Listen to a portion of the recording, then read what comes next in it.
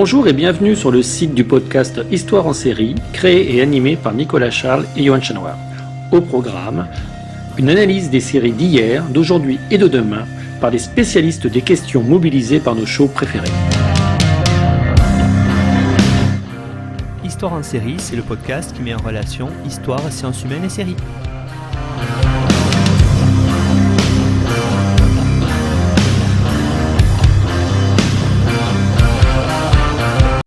Bonjour à tous, bienvenue dans Histoire en série où aujourd'hui on va partir vers l'Europe orientale avec Gwendal Piéguet. Bonjour Gwendal.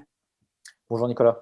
Alors Gwendal, vous êtes d'abord, je vais vous présenter, un doctorant en histoire contemporaine à l'université de Brest et de Strasbourg. Vous écrivez une thèse sur les brigades russes sur le front d'Orient pendant la Première Guerre mondiale et vous travaillez plus généralement sur l'histoire de l'Empire russe et sur sa participation à la Grande Guerre. Vous êtes également rédacteur en chef adjoint du Courrier d'Europe centrale, un site d'information en ligne sur l'Europe centrale et orientale. Alors, aujourd'hui, on va partir aux alentours de la Première Guerre mondiale. On va partir pour une série très exotique parce que c'est une série slave.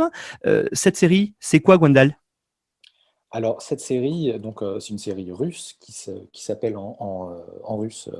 Rajdiniye Pamukam, qui se traduit généralement dans les traductions françaises ou anglaises par les chemins de tourment ou The Road to Calvary, donc les chemins du calvaire. Voilà.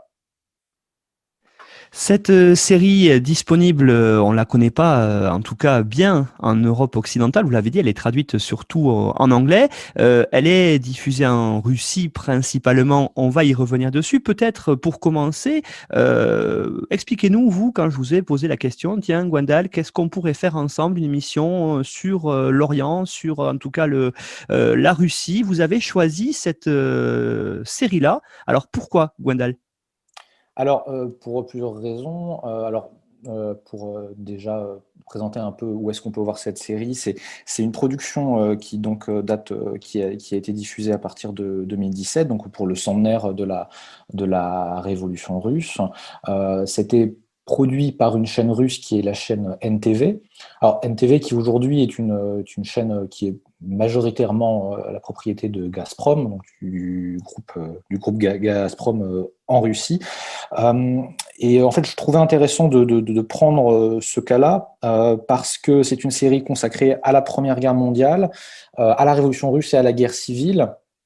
Et je trouve ça intéressant parce que finalement, les moments historiques qu'on prend comme sujet dans les fictions russes, dans les séries comme dans le cinéma, c'est majoritairement autour de la Grande Guerre patriotique, qui est donc la Seconde Guerre mondiale, qui est le moment historique qui a une place écrasante dans la mémoire russe contemporaine. Il y a finalement pas grand-chose sur la Première Guerre mondiale qui fait vraiment figure, bon là pour reprendre un peu l'expression de Alexandre Zounf de Grande Guerre oubliée. Donc je trouvais intéressant de revenir via cette série-là sur aussi un ensemble de productions audiovisuelles autour de la période de la fin de l'Empire russe, de la Première Guerre mondiale et de la guerre civile, parce que c'est une série donc récente et qui nous donne un peu à voir comment la Russie contemporaine traite un peu ce passé-là, qui est à la fois, comme je l'ai dit, oublié, mais qui est pourtant une étape décisive dans l'histoire russe contemporaine. C'est la Grande Guerre qui crée les conditions d'avènement du pouvoir soviétique. Donc, c'est la Grande Guerre qui amène la Russie au bord d'un éclatement qui mène à la révolution et qui va aboutir après une guerre civile à la naissance de l'Union soviétique, et qui est là quand même un des événements, un des tournants majeurs de l'histoire du XXe siècle. Et voilà, cette série donne un peu à voir la manière dont certains scénaristes, réalisateurs traitent ce passé-là selon peut-être on pourrait dire peut-être des clichés, des canons officiels, des choses qu'il est bon de montrer, des choses qu'il est moins bon de montrer. Donc voilà, cette série qui est donc qui était brièvement disponible sur Netflix, malheureusement elle ne l'est plus, je crois, depuis septembre, donne à voir à peu près tout ça. Alors, ce qui est aussi intéressant, avant de rentrer dans le pitch lui-même de la série, pour voir quelle est l'histoire que cette fiction raconte, j'aimerais qu'on revienne, vous l'avez dit, vous avez commencé à l'évoquer, sur le contexte de production, parce que c'est très intéressant là aussi, vous l'avez dit, c'est commandité par une chaîne qui est contrôlée par un des grands groupes gaziers russes, et donc qui a un vrai pouvoir là aussi médiatique, hein, on va y revenir. Mais aussi, ce qui est très intéressant, vous l'avez dit, c'est le contexte de production lui-même, le fait qu'on se soit sorti en 2017, donc pour le centenaire de la révolution russe, c'est pas par hasard non plus. Qu'est-ce qu'on peut dire là-dessus sur peut-être en même temps l'image actuelle de cette période-là dans la Russie aujourd'hui de Poutine? Oui, tout à fait. Alors, bon, je ne vais pas noyer nos auditeurs avec plein de détails sur la production, mais en quelques mots, même si peut-être ces noms d'acteurs diront pas grand-chose à grand monde, parce qu'ils sont surtout connus dans des productions cinéma et télé russes, mais on a un casting avec donc Yulia Snigir, Anna Shipovskaya, Leonid Bitchevin et le quatrième personnage principal qui est Pavel Troubiner. Et la chose qu'il faut retenir, je pense, du contexte de production, c'est que c'est une série qui est réalisée par Konstantin Khoudiakov, mais surtout, le détail intéressant, c'est que le scénario de cette série, donc qui est une adaptation d'un livre assez connu, voilà, qui a été écrit par Alexis Tolstoï dans les années 20. Comment dire, cette série, donc, est l'adaptation de ce livre, et le scénario a été écrit par une certaine Elena Raiskaya. Et Elena Raiskaya, elle est assez connue en Russie pour avoir scénarisé une autre série qu'on peut trouver assez facilement même sur YouTube, et vous auriez pas trop de difficultés à en voir des extraits, voire même des épisodes entiers sous-titrés parfois en anglais. C'est Imperia Pad Udarom, qui veut dire en fait l'empire assailli, l'empire attaqué, qui est donc une série télévisée qui date, je crois, si ma mémoire est bonne, je ne suis pas trop sûr, je pourrais le vérifier un peu plus tard, mais qui date du tout début des années 2000. Je crois même que c'est une série qui est sortie en 2000, et qui, en fait, une série dont les héros sont des policiers russes qui luttent contre les révolutionnaires qui souhaitent déstabiliser l'Empire russe. Donc ça vous donne une idée voilà, de la ligne un peu politique de ceux qui ont pu écrire le scénario des Chemins de Tourment, parce que voilà, l'Empire assailli, en fait, c'est une version russe conservatrice, pour ne pas dire réactionnaire, des Brigades du Tigre, en fait. Donc voilà, je pense que c'est ce détail qu'il faut retenir, c'est que on est sur donc des plumes scénaristiques, et on est sur un scénario qui est d'emblée sur une ligne qui sera assez conservatrice comparée, voilà, à d'autres fictions qu'il y a pu avoir sur la Russie impériale et soviétique. Alors, un petit mot, vous avez commencé à évoquer sur l'auteur en fait du roman dont est tirée cette série. Qu'est-ce qu'on peut dire sur ce fameux Alexis Tolstoï? Peut-être resituer son œuvre, qui est une œuvre véritablement contemporaine, quasiment des événements, puisque vous l'avez dit, on est pendant la Première Guerre mondiale, on est ensuite pendant la Révolution et l'avènement du soviétisme. Et vous l'avez dit, Tolstoï écrit son roman dans les années 20. Tout à fait. Alors, donc, Alexis Tolstoï, il est donc, comme son nom l'indique, il est de la famille donc, du célèbre Léon Tolstoï. Alors, je ne sais plus très bien quel est son degré de parenté avec Léon Tolstoï, mais je crois qu'il est un neveu d'une branche collatérale ou quelque chose comme ça. C'est un écrivain qu'on qualifie assez souvent de néo-réaliste russe. Et c'est avant tout une figure de l'émigration russe en Allemagne. C'est quelqu'un qui va arriver en Europe centrale et à Berlin avec sa famille dès 1917 ou assez tôt après comment dire, le coup d'État bolchevique en octobre 1917. Mais il va être une figure assez importante comment dire, de la presse blanche, donc de toute cette émigration russe qui va se retrouver donc à Berlin, Paris, ou bien dans des villes comme Prague, qui vont animer une vie culturelle et intellectuelle russe, donc blanche, c'est-à-dire conservatrice et plutôt anti-bolchevique. Mais ce qui est intéressant et qui vaut la peine d'être remarqué, c'est que c'est quelqu'un qui, avec d'autres intellectuels plutôt du mouvement blanc, vont opérer comment dire, un virage à gauche, si j'ose dire, à gauche, ou plutôt vont commencer à avoir des propos un peu plus cléments à l'égard du régime soviétique, et une grande partie de ces intellectuels-là, dont lui, vont rentrer en Russie dans les années 20. C'est tout le courant qu'on connaît sous le nom de ce qu'on appelle changement de jalon. Changement de jalon, c'est un texte collectif qui est paru dans les années 20, avec des plumes comme des personnes comme Oustrialov, qui étaient donc des conservateurs, des anti-bolcheviques, et qui vont faire le constat, au bout d'un moment, c'est que, alors certes, on était opposé à la révolution russe, on était opposé au bolchevisme parce qu'on voulait préserver un empire russe fort, une Russie forte, et ces gens-là vont faire le constat que finalement, l'Union soviétique telle qu'elle se développe, notamment après la NEP, c'est-à-dire la nouvelle politique et économique mise en place par Lénine, mais finalement, peut-être que c'est l'Union soviétique qui est enfin en train de donner à la Russie le rang de puissance qu'elle mérite. Et ils vont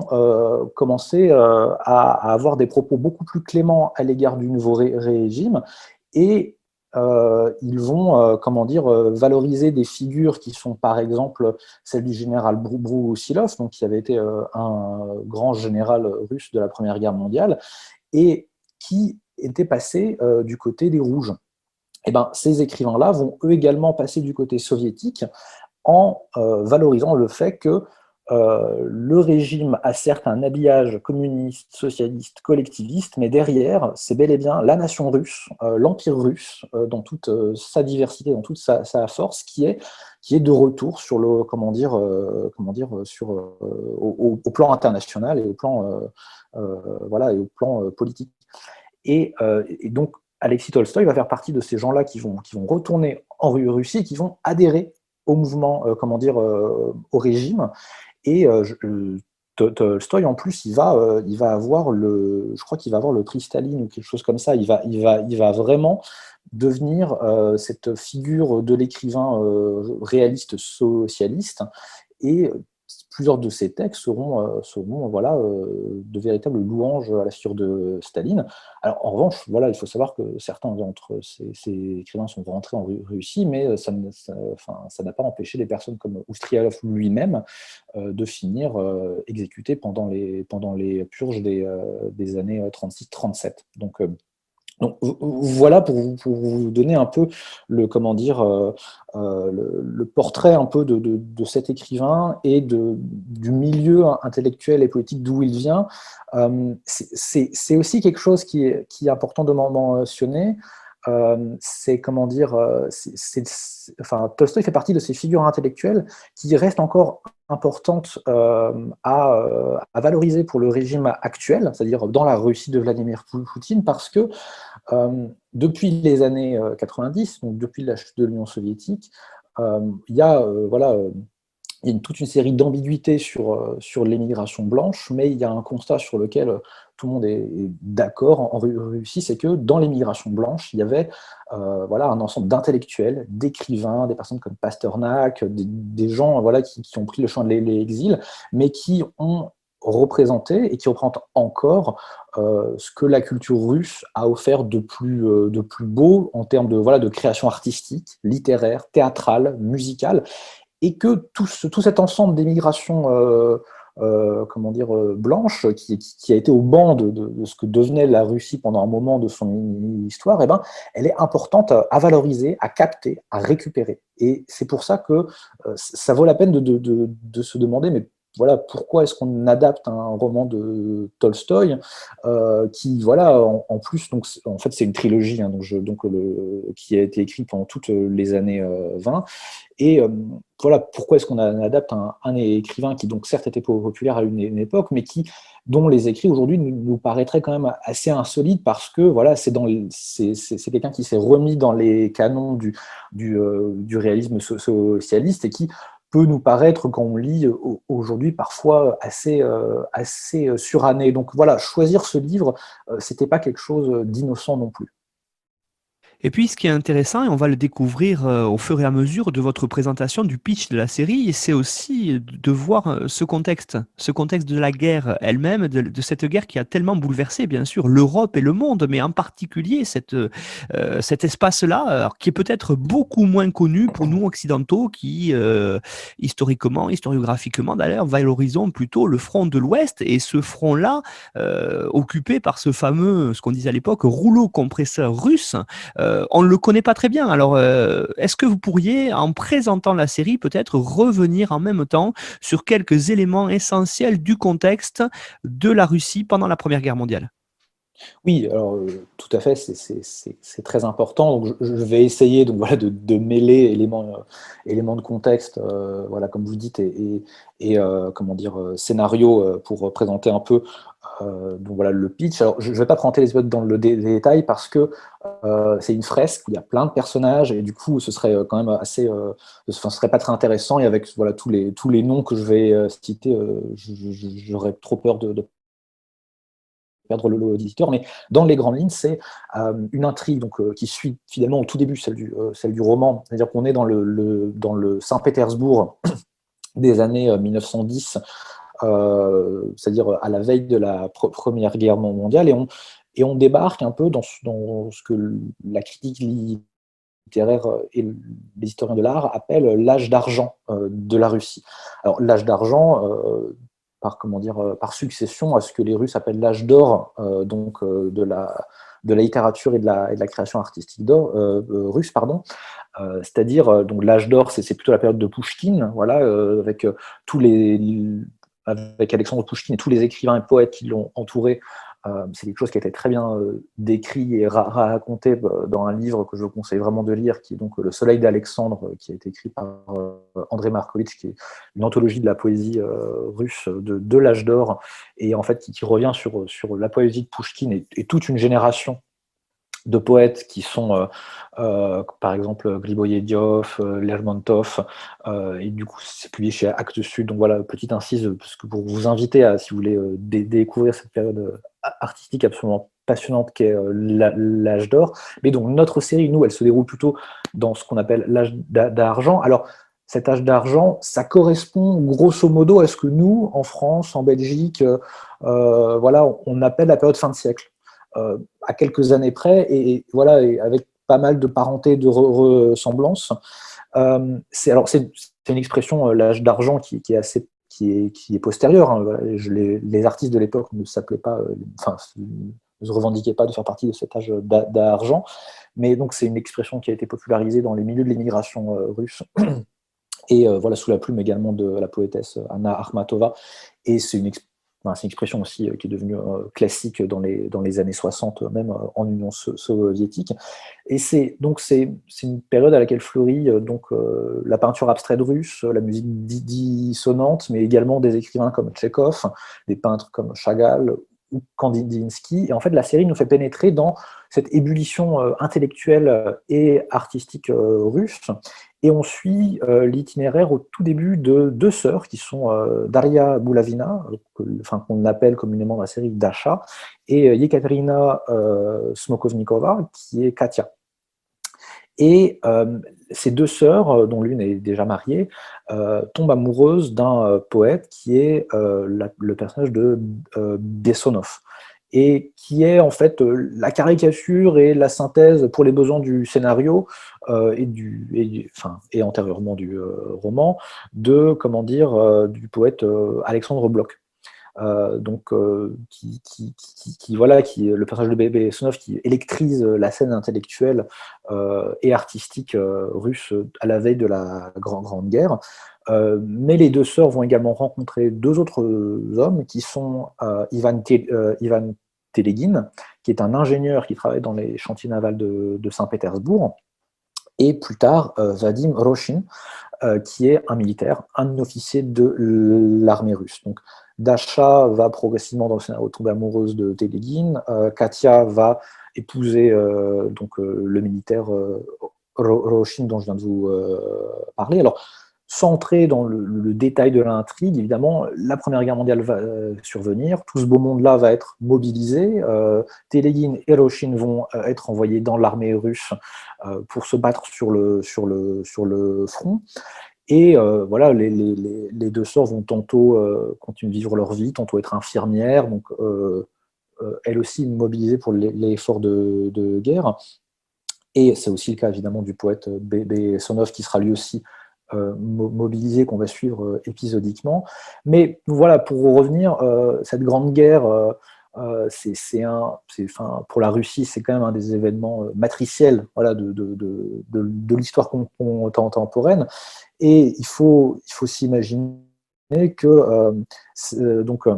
la Russie va entrer en guerre donc, contre l'Empire allemand et l'Empire austro-hongrois, et sur un front qui va donc en gros des pays baltes à la Roumanie actuelle. Et c'est un événement, donc sans entrer dans le détail des opérations, qui va vraiment marquer, qui va plus que marquer, mais qui va complètement secouer l'Empire jusqu'à l'effondrement. Pour vous donner un ordre d'idée qui permettra de comparer avec ce qui a pu être vécu, ce qu'ont pu vivre les belligérants d'Europe de l'Ouest, notamment en France, en Allemagne ou en Italie. Il y a environ 16 millions de soldats qui seront mobilisés, et de ces 16 millions, il y en a 5,5 millions qui vont revenir dans un triste état ou pas revenir du tout. Voilà, pour revenir un peu sur ces chiffres-là. Alors, pour revenir un peu sur l'intrigue de la série, on suit grosso modo et à part égale le déroulement de la Première Guerre mondiale et de la guerre civile. C'est-à-dire que vous avez toute une première partie, une première séquence où on voit les deux personnages qui sont Telegin et Roshin se battre, être fait prisonnier, s'évader, alors dans des frasques souvent un peu rocambolesques qui sont un peu le propre du format, c'est-à-dire on est comme dans une fresque à rebondissement, et on va suivre également l'arrivée au pouvoir donc, du gouvernement provisoire, et la guerre civile va évidemment éclater après le coup d'État bolchevique, où là, l'itinéraire de nos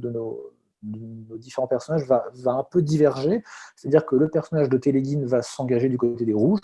et le personnage de Roshin va, rester fidèle en fait à l'armée du Tsar, et donc va servir dans l'armée des volontaires. L'armée des volontaires, c'est une des armées blanches contre-révolutionnaires qui sera menée par le général Dénikine. Mais malgré cet épisode de guerre civile, les 4 protagonistes vont finalement se retrouver à la fin de la série dans une Russie soviétisée, qu'on nous présente comme pacifiée, comme finalement unissant les efforts des hommes de valeur des deux camps. Voilà, à peu près le pitch de cette série de 12 épisodes. Ce qui est intéressant dans ce que vous évoquez à l'instant avec nous, Gwendal, c'est de voir une évolution sur quelques années dans une période très tourmentée de la Russie. Et vous l'avez dit, on commence la série avant-guerre, on voit le contexte de la guerre, le contexte fortement modificateur de la société de cette guerre. Et puis après, les troubles, la guerre civile, et on termine sur une vision, vous l'avez dit, d'une Russie soviétique qui est pacifiée, hein. En tout cas, c'est ce que veut montrer la série, même si, en tant qu'historien, on sait très bien que le contexte est derrière, et notamment ce qui se passe au début des années 30, avec l'arrivée au pouvoir de Staline, la collectivisation, c'est pas du tout une Russie pacifiée avec encore des millions de morts. Mais enfin, ici, c'est pas le contexte. Je voudrais qu'on revienne un petit peu sur cette évolution du pays, en commençant peut-être avec vous. Vous l'avez dit, vous avez présenté un petit peu le contexte littéraire, mais j'aimerais qu'on revienne sur le contexte de cette Russie tsariste sous Nicolas II, dans la période qui précède le premier conflit mondial. Oui, vous faites très bien de mentionner ce contexte-là, et c'est quelque chose que j'ai omis de vous dire, mais finalement, quand on regarde la série, on a assez peu d'éléments sur ce qu'est la vie, par exemple, politique de la Russie impériale. On est quand même en train de suivre une classe qui est plutôt la classe bourgeoise, des gens qui ont visiblement pas tant que ça de problème. Et alors que, voilà, à la veille comment dire, du premier conflit mondial, la Russie avait quand même été précédemment secouée par la révolution de 1905, qui donc faisait suite à la terrible défaite de l'Empire dans la guerre russo-japonaise. Et cette révolution de 1905 avait, comment dire, avait vraiment mis à mal tout l'Empire russe, toute l'autocratie donc, du tsar Nicolas II, qui est donc le dernier tsar de la dynastie des Romanov. Euh, donc la Russie qu'on nous présente dans la série, dans son contexte historique, c'est une Russie qui a récemment accepté l'instauration d'une Douma, c'est-à-dire d'un parlement qui sera dans un rapport très conflictuel avec le tsar Nicolas II, à qui on a arraché cette Douma justement à la suite de la révolution de 1905. Et c'est une autocratie avec un tsar Nicolas II qui règne sur des sujets, voilà, comment dire, avec une élection de la Douma qui, selon nos standards, voilà, ne serait pas qualifiée de démocratique parce qu'on ne représente pas évidemment toute la totalité comment dire, des sujets de l'Empire, donc qui ne sont pas tous des citoyens. Et en fait, cet empire, à la veille de la Première Guerre mondiale, il se perçoit comme en danger, comme travaillé par des forces révolutionnaires, voilà, qui existent, hein, évidemment. Il y a des groupes clandestins qui conspirent contre l'État l'État tsariste, hein. Il y a avec un parti révolutionnaire, voilà, un parti socialiste révolutionnaire qui, dans la clandestinité, est très puissant, enfin, en tout cas, puissant, enfin, c'est toujours difficile comment dire, à qualifier précisément, mais voilà, qui est très organisé, qui est très structuré, et qui fait face donc à une police politique qui est l'Holocrana, qui est elle aussi très performante dans la contre-révolution en Russie, mais aussi à l'extérieur de son territoire. Et donc c'est un empire qui se sent en danger, et mais qui se sent aussi en danger à l'intérieur, mais à l'extérieur, qui se sent fragile, qui se sent menacé par ses voisins, qui sont l'empire allemand, qui, voilà, est la puissance que tout le monde regarde et dont tout le monde se méfie à ce moment-là, à la cour, comment dire, à la cour du tsar. Et cette Russie-là va, alors, ça c'est tout un débat historiographique, mais va finalement se précipiter dans la Première Guerre mondiale, et les élites enfin les élites militaires et politiques et diplomatiques vont voir cette Première Guerre mondiale qui se déclenche comme, finalement, paradoxalement, une planche de salut pour la Russie qui doit voilà, entrer dans cette guerre et en sortir victorieuse si elle ne veut pas s'effondrer. C'est quelque chose qui est, comment dire, qui est assez compliqué à comprendre, mais ce qu'il faut saisir, c'est que depuis 1905, les élites russes, et donc depuis la défaite de la guerre russo-japonaise, depuis une série d'humiliations dans des crises diplomatiques, dans le contexte des Balkans, avec la crise de Bosnie, avec comment dire, les guerres balkaniques à partir de 1912, se sent, voilà, quelque peu humiliée, sans qu'elle n'a pas sa place qui lui reviendrait comment dire, à l'échelle des puissances. Et donc, les élites russes vivent à peu près ce conflit comme une planche de salut. Mais en revanche, voilà, au niveau de la base, au niveau de la structure sociale, la Russie est de facto travaillée par des contradictions très fortes, c'est-à-dire donc quand même des classes populaires comment dire, qui sont très pauvres, une paysannerie qui n'a toujours pas vraiment pris son essor, et une classe moyenne qui a pas vraiment, enfin qui a pour ainsi dire pas émergé. Donc voilà pour vous donner un peu une idée du contexte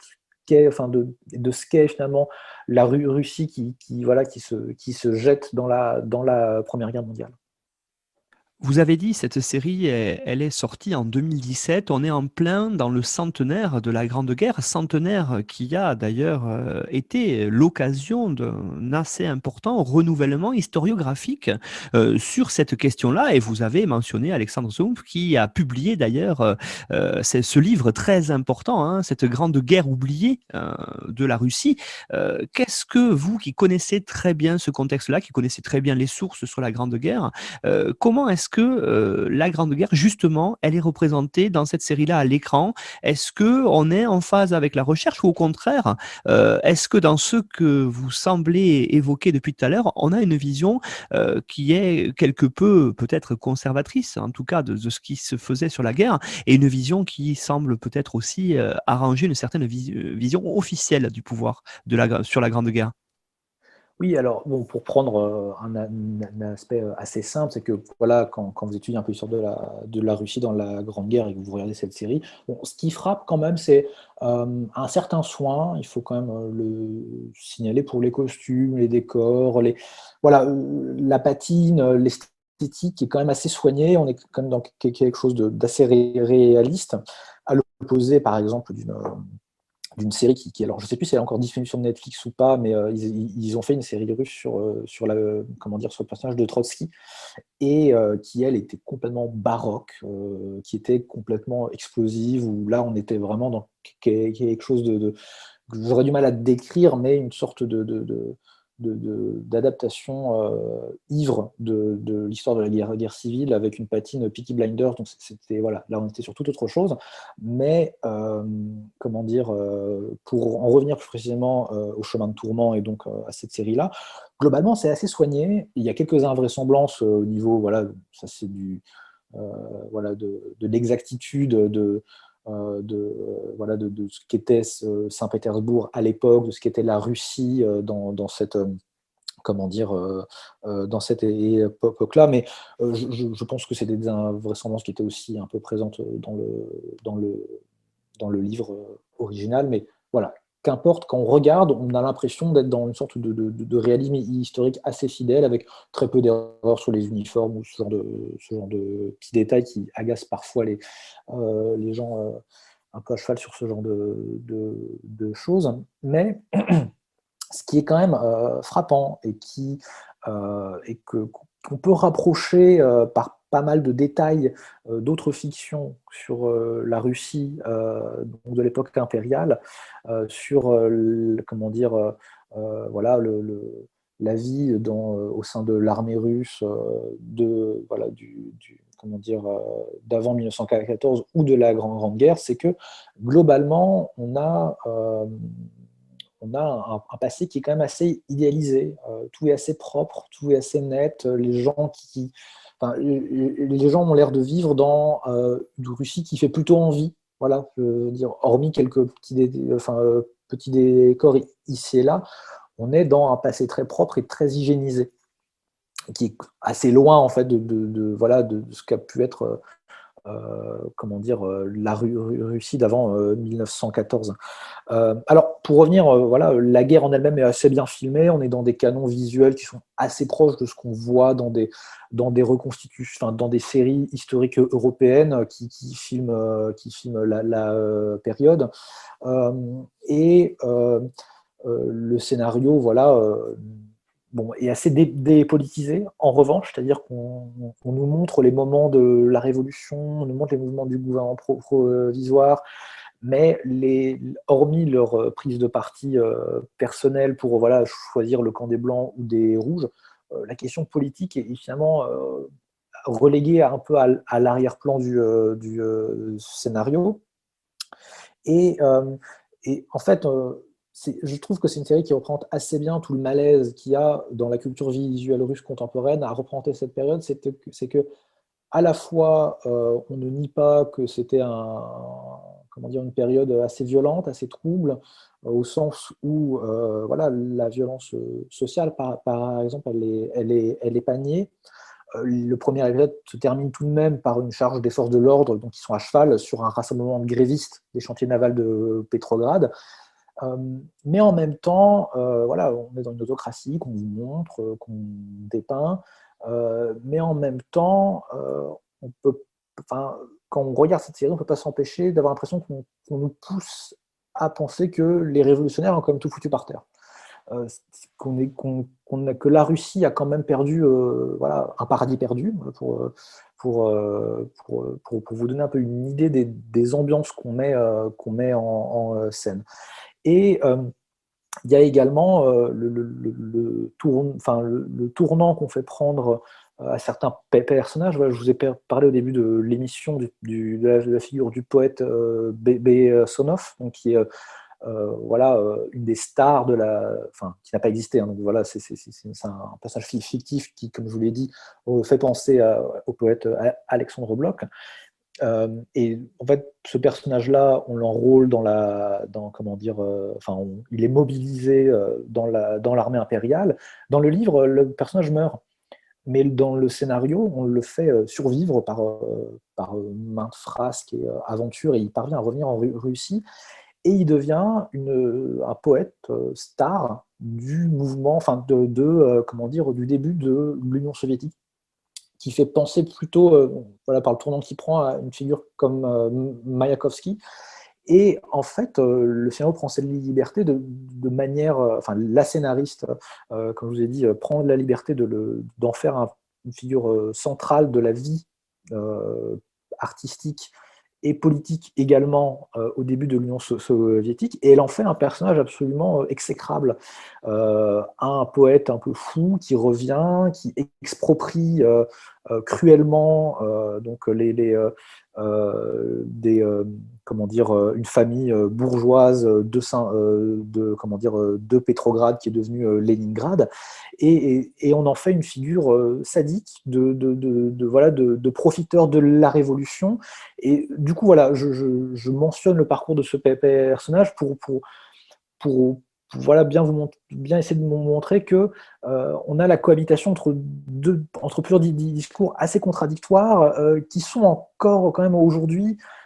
présents dans le discours public sur ce qu'a été la révolution. C'est-à-dire qu'aujourd'hui, voilà, globalement, dans la Russie contemporaine, on a un malaise quand même autour de de l'événement 1917. Voilà, vous avez parlé de la question du renouveau historiographique autour de 1917. Il est globalement absent, voilà, de cette série-là, mais c'est parce qu'on est encore dans un malaise vis-à-vis de cet événement qui quand même mène au stalinisme, mène in fine à la dictature. Parce que voilà, 1917, c'est le moment où la Russie perd son statut de grande puissance, mais en même temps, quelques temps plus tard, c'est voilà, à la suite de ce moment révolutionnaire, dans le cadre du stalinisme, que la Russie va retrouver un statut de grande puissance grâce, finalement, in fine, voilà, à la révolution, etc., etc. Donc, tout cohabite un peu dans ce magma un peu, pas qu'un peu, totalement contradictoire sur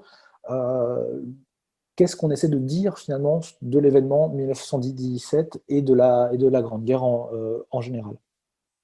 Ce qui est aussi intéressant quand on évoque avec vous, Gwendal, cette série, puis quand on regarde, c'est de comprendre ce contexte qu'il y a dans l'après-guerre aussi, puisqu'on a tendance à oublier ici en Europe occidentale que en Russie, la guerre se poursuit, elle se poursuit, vous avez commencé à l'évoquer, avec une guerre civile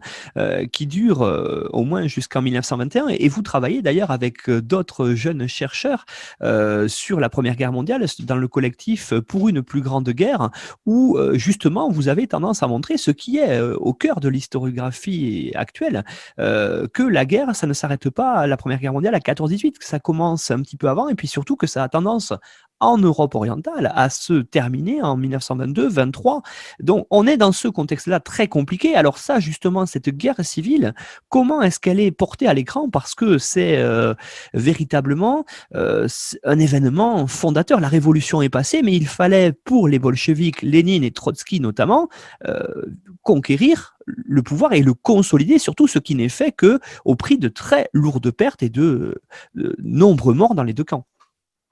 Oui, tout à fait. Et vous faites très bien de revenir sur sur comment dire, sur cet événement qui est donc à la fois un événement fondateur pour la Russie contemporaine, mais également, de manière assez intéressante, c'est un événement qui permet de comprendre un certain nombre de postures mémorielles qu'on a encore en Russie aujourd'hui et qui sont très comment dire, sont apparentes et sont vraiment visibles dans cette série-là. Donc voilà, vous l'avez signalé, la Grande Guerre, elle se poursuit, elle devient voilà, ce que d'autres avant notre petit collectif ont appelé une plus grande guerre, voilà, comme des historiens comme John Horn notamment qui ont parlé de A Greater War. Et elle se poursuit. Alors, c'est la guerre civile russe, c'est à la fois donc la poursuite donc comment dire d'une guerre entre blancs et rouges, mais c'est également une concaténation de beaucoup de conflits internes à l'Empire russe qui vont se mêler, s'entremêler, enfin, s'articuler, se distinguer de ce conflit, ce clivage principal entre rouge et blanc. Pour donner quelques exemples, voilà, la guerre civile russe est l'occasion, enfin, représente également la tentative de mettre en place une Ukraine indépendante. Voilà, donc dans la guerre civile russe, c'est-à-dire après 1917 et 1918, vous avez la tentative de mettre en place un État ukrainien, d'abord qu'on a voulu autonome, puis indépendant de l'Empire russe, et donc qui se superpose à cette question entre rouge et blanc. Donc vous avez des questions nationales et impériales qui se mêlent donc à ce clivage entre donc des révolutionnaires et des contre-révolutionnaires qui sont plus une palette politique et géographique très variée. Enfin voilà, vous avez à la fois des contre-révolutionnaires qui sont donc cadrés par des militaires comme Denikin ou Yudenich qui sont des conservateurs. Vous avez des personnes qui sont plutôt issues du milieu socialiste révolutionnaire qui vont monter des gouvernements indépendants, notamment par exemple dans la région de Samara, qui vont s'opposer au nouveau régime. Vous avez également, voilà, se poursuit enfin, pas vraiment se poursuit, mais survient dans cette guerre civile une guerre, par exemple, polono-soviétique, où finalement, dans la guerre civile se mêle la tentative et réussie pour la Pologne de créer un État indépendant aux frontières qui vont jusqu'au milieu de la Biélorussie contemporaine. C'est également les indépendances des États baltes, peuples baltes qui pourtant également ont participé de manière très active à la révolution de février et d'octobre, avec notamment les tirailleurs lettons, etc. Bon, tout ça pour vous dire que c'est un magma, comme disent beaucoup les anglo-saxons, c'est une concaténation de conflits qui s'entrechoquent et s'entremêlent les uns les autres, avec une lecture qui est à la fois politique, on est révolutionnaire, on est conservateur, on est monarchiste, ou bien on est bolchevique ou menchevique, Ou encore, il y a aussi une dimension qui a été très, très soulignée par le renouveau historiographique que vous avez évoqué précédemment autour de l'histoire de l'Empire russe, c'est de voir cette guerre civile-là comme une guerre de décolonisation, c'est-à-dire que au moment où, voilà, dès 1916-1917, l'Empire commence à faiblir sous les chocs de la Grande Guerre, on voit des révoltes en Asie centrale contre la conscription. On voit en Ukraine une volonté d'autonomie, d'indépendance qui s'affirme de plus en plus, et du coup, ces mouvements décoloniaux, pour reprendre là, c'est une expression qui est de l'historien Joshua Sanborn. Voilà, ces mouvements décoloniaux vont se poursuivre dans la guerre civile, mais qui, pour beaucoup de ces mouvements indépendantistes, vont malheureusement se solder par la mise au pas par le régime bolchevique, et donc vont être mis au pas par la nouvelle Union soviétique. Et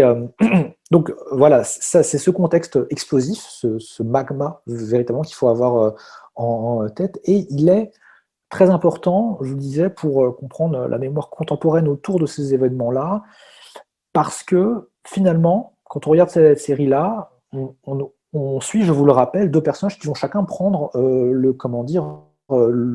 des, enfin, ils vont choisir soit le camp des blancs, soit le camp des rouges. Et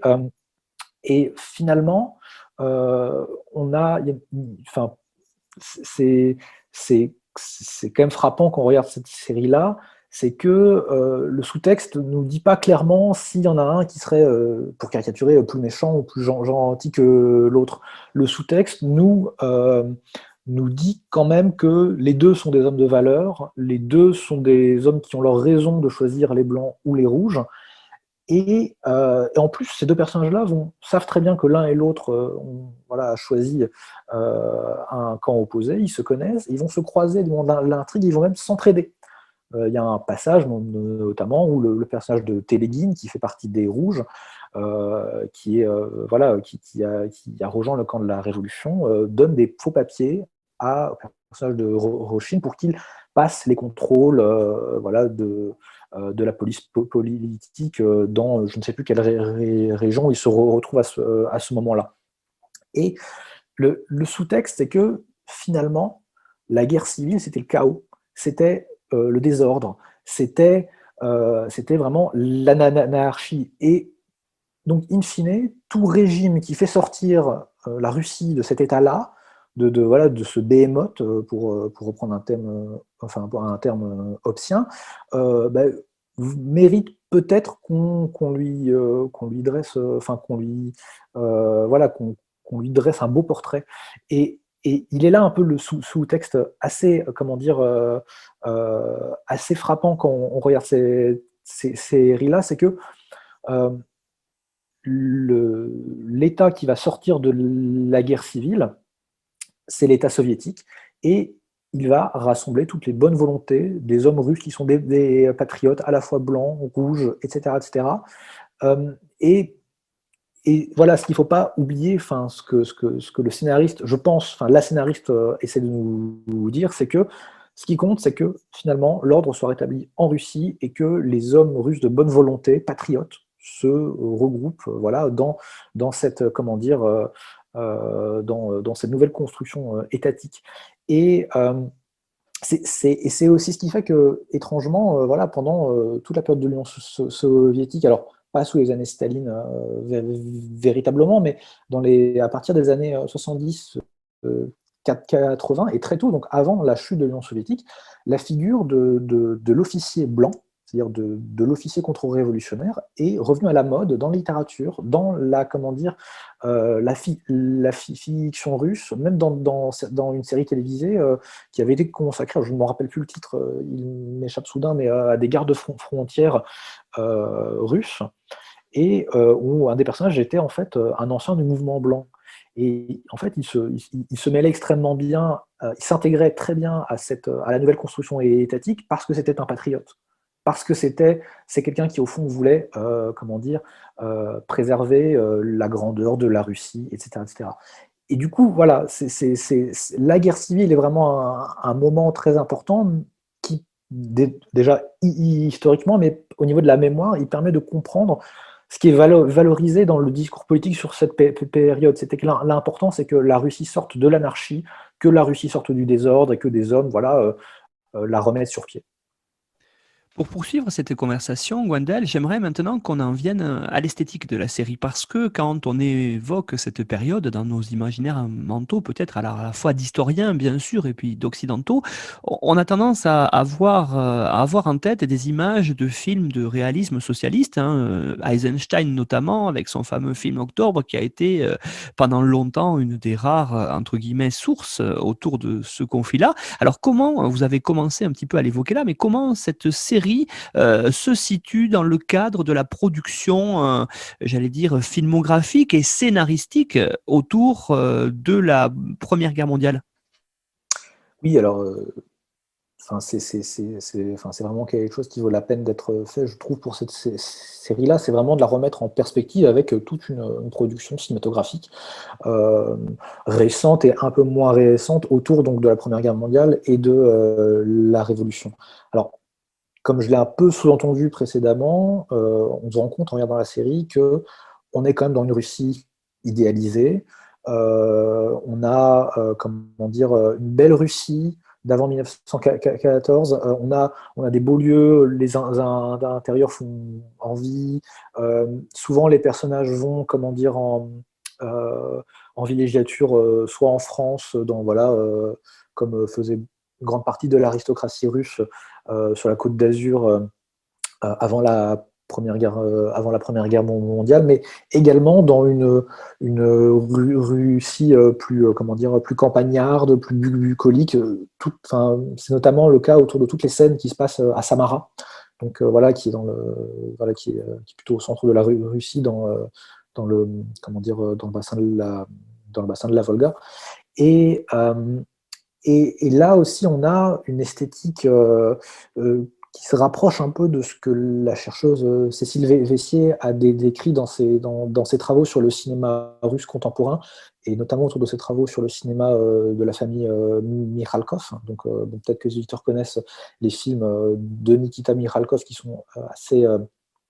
qui avait eu une bonne critique qui avait connu une bonne réception critique quand c'était sorti en France et en Europe, notamment des films comme excusez-moi, voilà, Soleil trompeur, voilà, qui avait eu un prix à Cannes, si mes souvenirs sont bons, Le Barbier de Sibérie, etc., etc., qui sont, voilà, des films et là la série se rapproche un peu de ça, à mon sens, dans une esthétique de ce que Sylvie Vessi appelle quelque chose de pseudo-tchécovien ou de tchécovien, c'est-à-dire le portrait d'une Russie perdue, d'une Russie blanche, une Russie où il fait tout le temps beau, qui est très lumineuse, qui fait vraiment envie. Et c'est quelque chose qui s'est décliné et qui est devenu très, comment dire, à la mode dans tout un cinéma russe sur cette époque-là. Il y a un autre film que, voilà, que vos éditeurs auraient pas trop mal à trouver, qui est l'amiral ou amiral, je ne sais plus très bien s'il y a l'article avant, qui est consacré à la vie de l'amiral Kolchak, qui était donc un des derniers, non pas un des derniers, mais qui était un des principaux généraux blancs russes, qui s'opposait donc au mouvement bolchevique et au rouge dans la guerre civile, et qui a été à la tête d'une sorte de gouvernement provisoire de Sibérie, qui a quand même mis en péril les forces de l'armée rouge pendant quelques temps, avant d'être finalement voilà, stoppé, puis arrêté et exécuté par les rouges. Et Dans ce film-là, l'amiral, comme dans d'autres représentations, notamment celle comment dire, du cinéma de Nikita Mikhalkov, on a aussi voilà, la représentation d'une Russie révolue, avec les figures des officiers qui sont toujours des hommes de valeur, enfin, voilà, qui sont des patriotes, des gens qui veulent défendre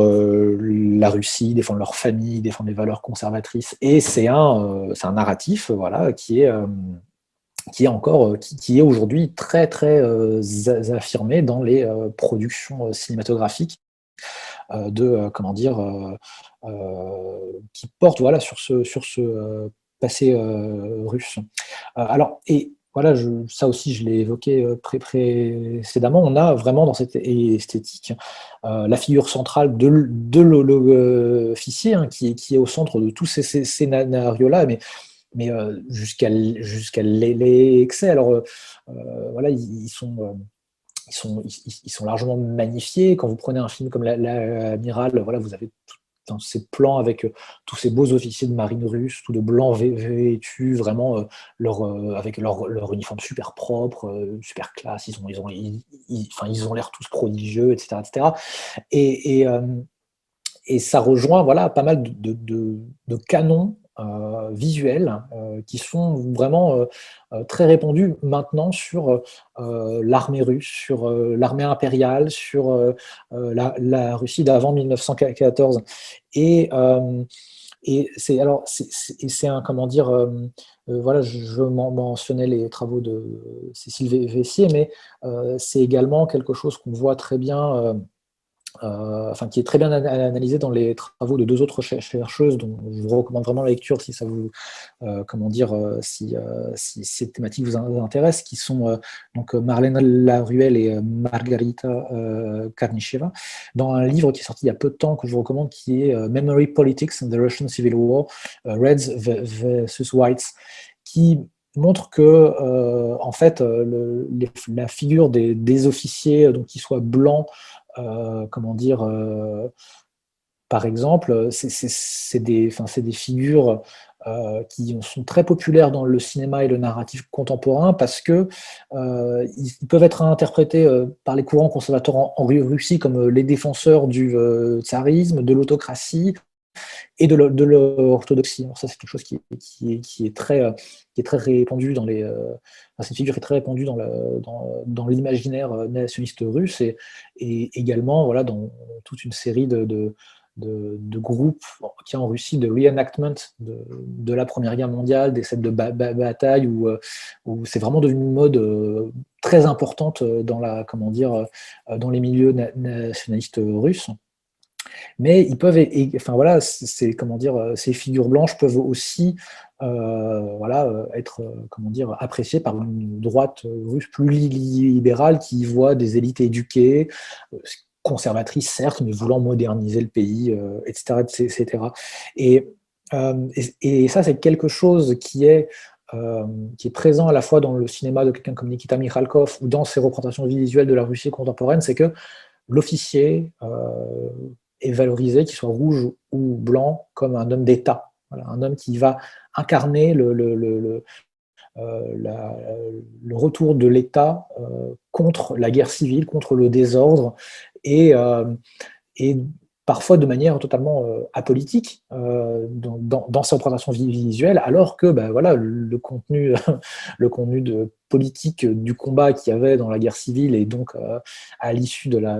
ce conflit fratricide-là, il était politisé. Voilà, il n'était pas du tout uniquement basé sur des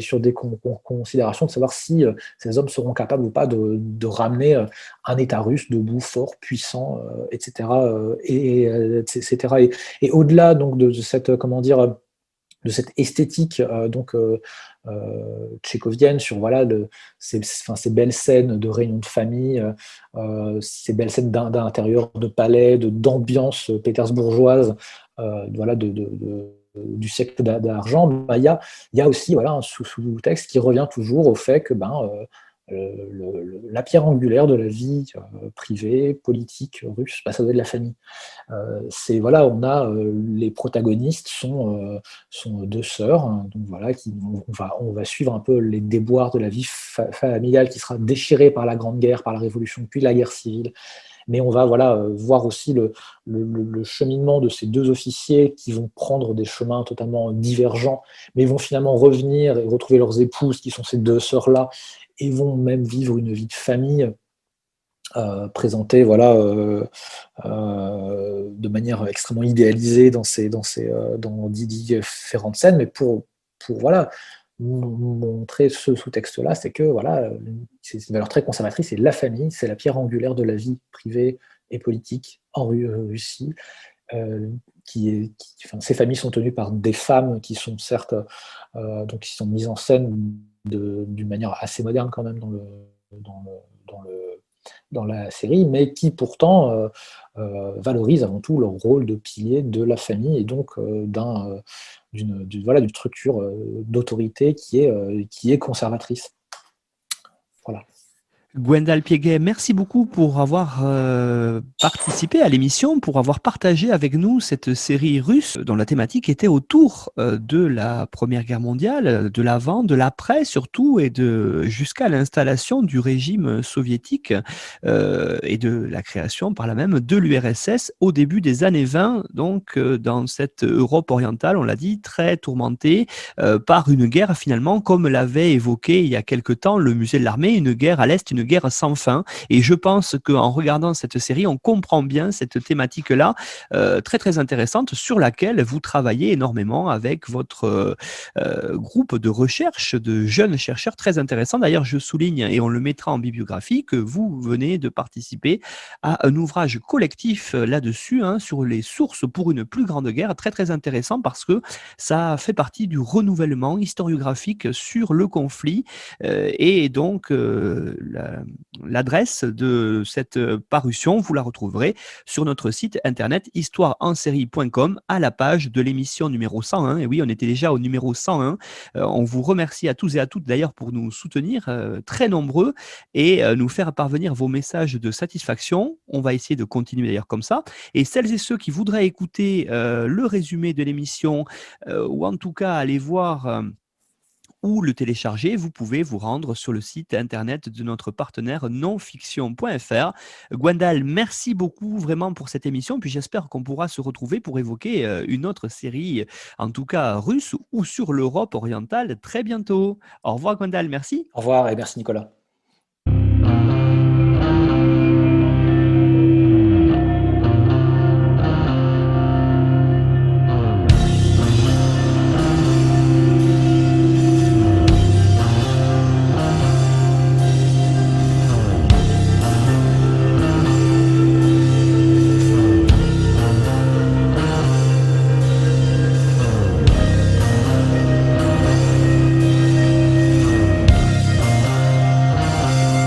Retrouvez-nous sur Twitter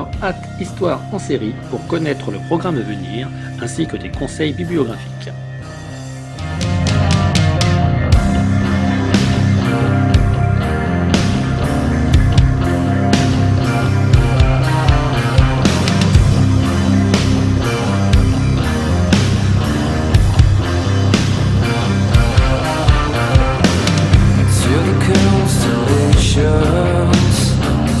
Travel launches to clear. Such a beautiful planet populated by a